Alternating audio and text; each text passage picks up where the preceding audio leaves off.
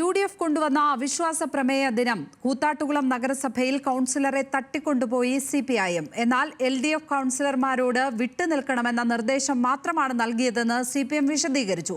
കാറിൽ ബലമായി പിടിച്ചുകൊണ്ടുപോയപ്പോൾ മർദ്ദനമേറ്റെന്ന് CPM councillor Kalaraju പ്രതികരിച്ചു. കാലുവെട്ടുമെന്ന് ഭീഷണിപ്പെടുത്തിയെന്നും അവർ പറഞ്ഞു.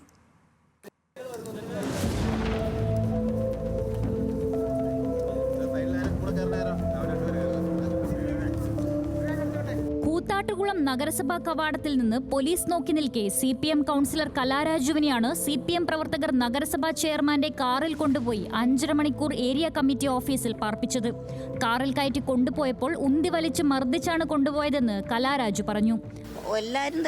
എല്ലാവരും തന്നെ ആക്രോശിച്ചുകൊണ്ട് ചതിച്ചിട്ട് രക്ഷപ്പെടാമെന്ന് കരുതണ്ട, വണ്ടിയിലേക്ക് എറിയട വണ്ടിയിലേക്ക് അങ്ങനെയെല്ലാം ആക്രോശിച്ചുകൊണ്ടാണ് ഈ സംഭവം മുഴുവൻ നടന്നത്. അവരെൻ്റെ കാല് വണ്ടിയുടെ ഡോറിൻ്റെ ഇടയിൽ തിങ്ങി പോയിട്ട് ഞാനത് തുറന്നു വിടാൻ പറഞ്ഞപ്പോൾ അവിടെ ചെല്ലുമ്പോൾ നമുക്ക് വെട്ടി തന്നേക്കാന്നാണ് പറഞ്ഞത്.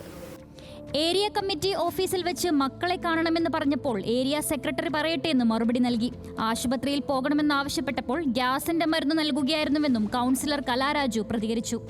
പാർട്ടി ഭാരവാഹികളുമായി കുറച്ചുനാളുകളായി സാമ്പത്തിക പ്രശ്നങ്ങൾ ഉണ്ടെന്നും പാർട്ടിയുടെ ഘടകങ്ങളിൽ പലതവണ പരാതിപ്പെട്ടിട്ടും പരിഹാരമുണ്ടായില്ലെന്നും കല പറയുന്നു. സംഭവത്തിൽ രാവിലെ മുതൽ UDF പ്രവർത്തകരും നേതാക്കളും വലിയ പ്രതിഷേധമാണ് തീർത്തത്. കലയുടെ മക്കളും പോലീസ് സ്റ്റേഷന് മുന്നിലെ പ്രതിഷേധത്തിന്റെ ഭാഗമായി. MLA-മാരായ അനൂപ് ജേക്കബ്, മാത്യു കുഴൽനാടൻ, എറണാകുളം DCC പ്രസിഡന്റ് മുഹമ്മദ് ഷിയാസ്, അബിൻ വർക്കി തുടങ്ങിയ നേതാക്കളും പ്രതിഷേധം തീർത്തു.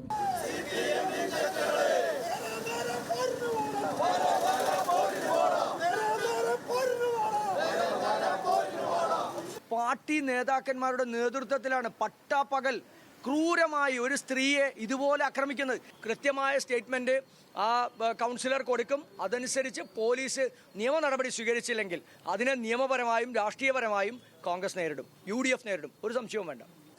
സ്ത്രീത്വത്തെ UDF പ്രവർത്തകർ അപമാനിച്ചെന്നും പോലീസ് സ്റ്റേഷനിൽ പ്രതിഷേധിച്ച UDF പ്രവർത്തകരെ അറസ്റ്റ് ചെയ്യണമെന്നും ആവശ്യപ്പെട്ട് CPM പ്രവർത്തകരും നഗരത്തിൽ പ്രതിഷേധ പ്രകടനം നടത്തി.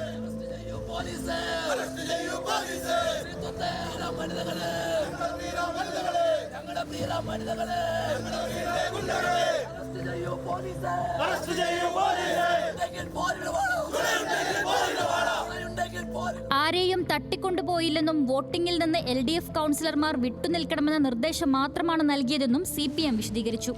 ഈ ഞങ്ങളുടെ 13 കൗൺസിലർമാർ വിട്ടുനിൽക്കാൻ തീരുമാനിച്ചിട്ടുണ്ട്. അതിന്റെ ഭാഗമായി അവർ വിട്ടുനിന്നിട്ടുണ്ട്. അവരുടെ വീട്ടിലോ മറ്റേതെങ്കിലും സ്ഥലത്ത് കാണും. എവിടെയാണെന്ന് എനിക്കറിയില്ല. ഇതിനിടെ തട്ടിക്കൊണ്ടുപോകൽ, തടഞ്ഞുവെക്കൽ, മുറിവേൽപ്പിക്കൽ, സംഘം ചേർന്ന് ആക്രമിക്കൽ തുടങ്ങിയ ജാമ്യമില്ലാ വകുപ്പുകൾ ഉൾപ്പെടെ ചുമത്തി കൂത്താട്ടുകുളം പോലീസ് കേസ് രജിസ്റ്റർ ചെയ്തു. CPM ഏരിയ ലോക്കൽ സെക്രട്ടറിമാർ, കൗൺസിലർമാർ, നഗരസഭാ ചെയർമാൻ, വൈസ് ചെയർമാൻ, കണ്ടാലറിയാവുന്ന 45 പേർ എന്നിവർക്കെതിരെയാണ് കൂത്താട്ടുകുളം പോലീസ് കേസ് രജിസ്റ്റർ ചെയ്തത്. കലാരാജുവിനെ കൂത്താട്ടുകുളം സർക്കാർ ആശുപത്രിയിൽ നിന്നും എറണാകുളത്തെ സ്വകാര്യ ആശുപത്രിയിലേക്ക് മാറ്റി.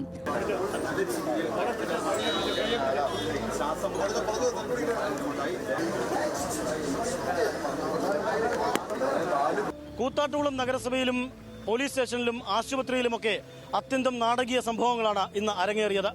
CPM കൗൺസിലറെ CPM പ്രവർത്തകർ തന്നെ മർദ്ദിച്ചുവെന്ന പരാതിയും കേട്ടു. കലാരാജു എന്ന കൗൺസിലർ ചികിത്സയിൽ കഴിയുകയാണ്. തുടർന്നുള്ള നിയമ നടപടികൾ ആലോചിച്ച് മുന്നോട്ട് പോകുമെന്നും അവർ പറയുന്നു. MN നിതീഷിനൊപ്പം ആൽവിൻ തോമസ്, ന്യൂസ് മലയാളം,